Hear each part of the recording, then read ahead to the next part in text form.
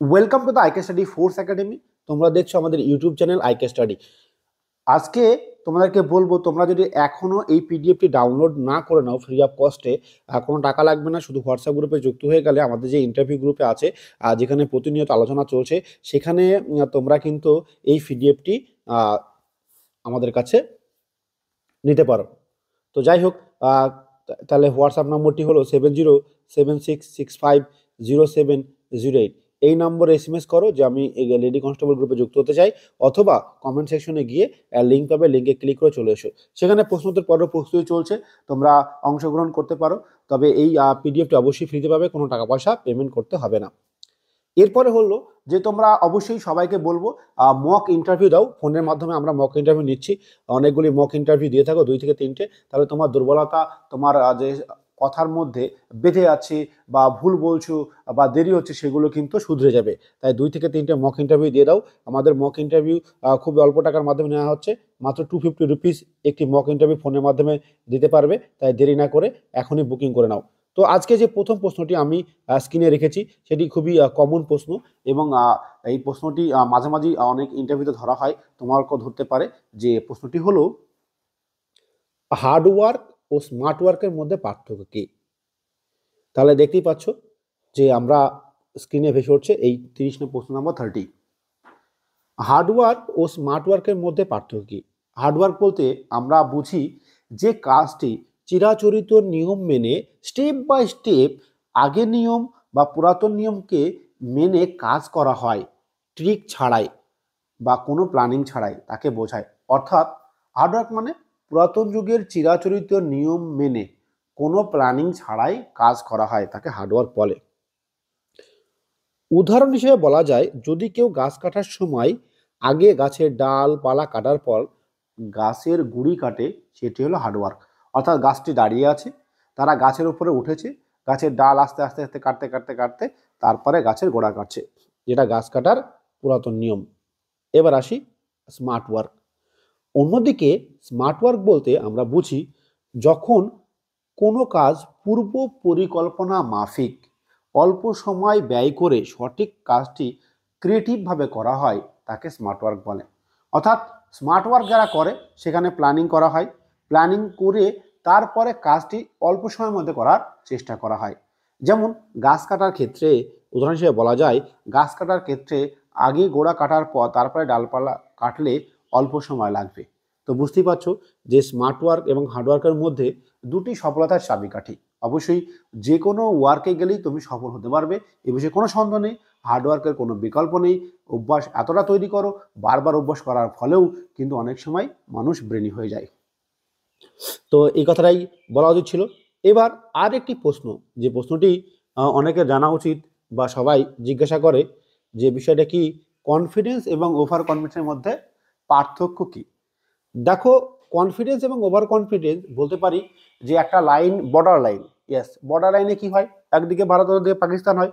তো বর্ডার লাইনটা হচ্ছে কনফিডেন্স ওভার কনফিডেন্সের মধ্যে এইটুকুই পার্থক্য।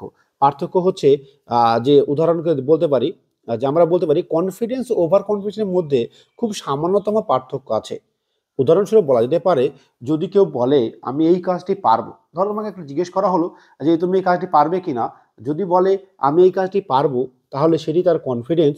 আর যদি সে বলে শুধুমাত্র আমি পারবো, ইয়েস শুধুমাত্র আমি এই কাজটি পারবো, তাহলে সেটা ওভার কনফিডেন্স। তাহলে বুঝতেই পারছো। আচ্ছা, এখানে একটি প্রশ্ন আছে যে নোট বদল হয়েছিল। ইয়েস, নোট বদল হয়েছিল। সেই নোট বদল বলতে কি বোঝায়? ডিমনিটাইজেশন বলতে আমরা কি বুঝি? তো ডিমনিটাইজেশন সম্বন্ধে তুমি যদি না জেনে থাকো, তাহলে অবশ্যই বলবে। অর্থাৎ বর্তমান পরিস্থিতি সম্বন্ধে তোমাকে অবশ্যই জানা উচিত। যে কোনো যুদ্ধ লাগছে, সেটা তুমি ভালোভাবে জানো কি না? বর্তমানে অনেক কিছু যে ঘটছে আমাদের পৃথিবীতে বা আমাদের ভারতবর্ষ রিলেটেড কিছু ঘটনা ঘটছে, সেগুলো তুমি জানো কি না?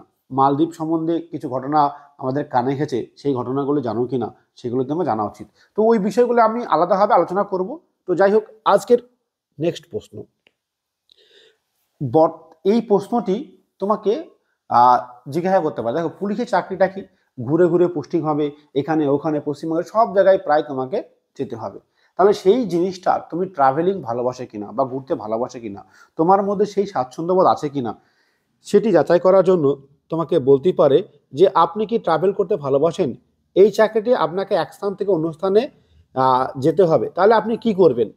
এই প্রশ্নটা করলে তুমি এক্স্যাক্টলি কি বলবে? স্যার, আমি আমার জ্ঞান ও অভিজ্ঞতা বাড়ানোর জন্য ভীষণভাবে উৎসাহিত। স্থান পরিবর্তন বা ট্রাভেলিং এটি করতে আমাকে সাহায্য করবে, তাই আমি এটি আপনার সাথে গ্রহণ করব। অর্থাৎ ট্রাভেলিং জ্ঞান বাড়ানোর জন্য একটি ভীষণ উপযোগী ব্যবস্থাপনা এবং অভিজ্ঞতা বাড়বে।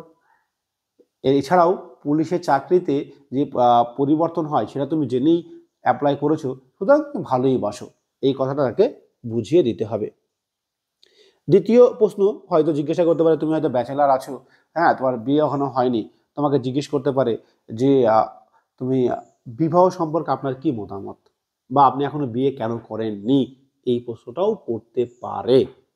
বিবাহ, দেখো, বিবাহ সম্বন্ধে একেবারে সোজা ভাষায় বলে দেবে, বিবাহ একটি সামাজিক রীতিনীতি। আমরা সমাজবদ্ধ জীব, তাই সকলকে এই বন্ধনে আবদ্ধ হওয়া উচিত বলে মনে করি।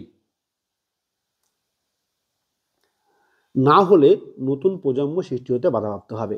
এছাড়াও শেষ বয়সে জীবনসঙ্গিনীর অবলম্বন আমার মনে হয় সবচেয়ে দামি। আচ্ছা, যাই হোক, আর একটি প্রশ্ন জিজ্ঞেস করে, ধরো তুমি লটারিতে 1 কোটি টাকা জিতলে বা আগামীকাল তুমি 1 কোটি টাকা পেলে, তাহলে তুমি কি কি করবে? দেখো, তুমি কয়েকটি কথা এখানে, তিনখানা কথা বা 3 ধরনের কথা বা 3 ধরনের কনসেপ্ট বা 3 ধরনের আশার কথা তুমি এখানে বলতে পারো। নাম্বার 1, এক, পরিবারের সমস্ত রকম উন্নতি করতে চাও। দেখো, তুমি প্রথমে টাকা পেলে, তোমার তো অবশ্যই তোমার তোমার যে দুর্বলতাগুলি আছে, তোমার যে যেখানে খামতি আছে, বা তোমার অর্থনৈতিক যে সমস্যাগুলি আছে তোমার, সেগুলি বা পরিবারের, সেগুলি কিন্তু অবশ্যই অবশ্যই পূরণ করতে হবে। 2, তোমার ভবিষ্যৎ ফিউচার, তোমার প্রজন্মের জন্য তুমি কি করছো, আনেবালা পিঢ়ির জন্য তুমি কি করবে, সেটাও কিন্তু তোমাকে এখানে বর্ণনা করতে হবে। তাহলে এক, পরিবারের সমস্ত রকম উন্নতি করতে চাই এবং আমার পরিবারের ভবিষ্যৎ প্রজন্মের জন্য কিছু ব্যালেন্স ও সেটিং করতে চাই। এবার শুধু তাই করলে কি হবে, তুমি সমাজের জন্য কি করছো সেটাও তারা দেখে আছে, তাই বলবে বাকি টাকা সমাজের উন্নতি কল্পে ব্যবহার করতে চাই। তাহলে 3খানা কাজে ব্যবহার করা হয়ে গেল। তার মানে তুমি যে প্ল্যানার অর্থাৎ প্ল্যানিং করো বা স্মার্ট ওয়ার্ক করো, সেটি এর মাধ্যমে বোঝানো হয়েছে। নাম্বার 1, পরিবারের কিছু কাজ করলে, তোমার ভবিষ্যৎ প্রজন্মের জন্য কাজ করলে এবং সমাজের জন্য কাজ করলে, তার মানে সমস্ত কাজ কিন্তু করা হয়ে গেল। খুব ভালো করে প্রশ্নটি মনে রাখবে। আবারও দেখো, বলছে আগামী 5 বছর আপনি নিজেকে কোথায় দেখতে চান, অর্থাৎ তুমি এই পুলিশের চাকরিতে ইন্টারেস্টেড কিনা, অর্থাৎ তুমি এই পুলিশের চাকরি থাকতে চাও কিনা, সেটা এই প্রশ্নের মাধ্যমে তোমাকে কিন্তু তারা যাচাই করতে চায়। তাহলে বুঝতেই পারছো প্রশ্নের উত্তর হওয়ার কি হওয়া উচিত।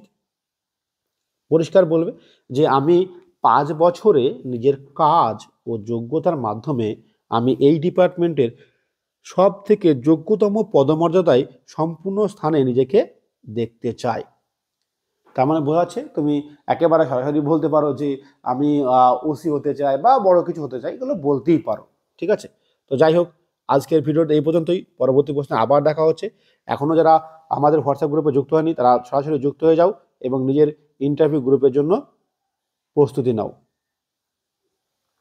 এবং মক ইন্টারভিউ দিতে থাকো। চ্যানেলটিকে সাবস্ক্রাইব করো, লাইক, কমেন্ট, শেয়ার করতে ভুলো না। ধন্যবাদ।